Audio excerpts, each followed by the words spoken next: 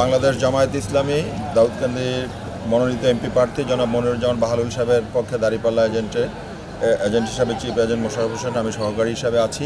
আমরা আমাদের দায়িত্বের আলোকে বিভিন্ন সেন্টার পর্যবেক্ষণ করেছি। এই পর্যন্ত আমরা প্রায় 13টা সেন্টারে গিয়েছি। দুই একটা বিচ্ছিন্ন ঘটনা ছাড়া বাকি সকল সেন্টারে আলহামদুলিল্লাহ ভোট ভালো চলছে।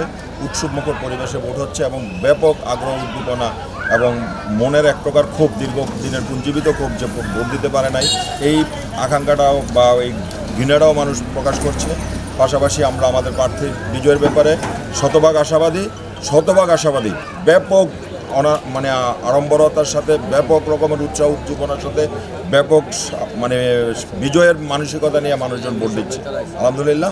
আর প্রশাসনকে বলবো এই বিষয়ে আমাদের যে সকল সেন্টারে কিছু ঘটনা ঘটেছে ওই সেন্টারগুলোর তালিকা বা প্রমাণার সেটা কোথায় সমস্যা হয়েছে আপনারা জানেন। আমরা এখন মিডিয়ার সামনে এগুলো প্রকাশ করছি না। ওই সেন্টারগুলো আপনারা দ্রুত পদক্ষেপ নেবেন বলে আমরা আশাবাদী।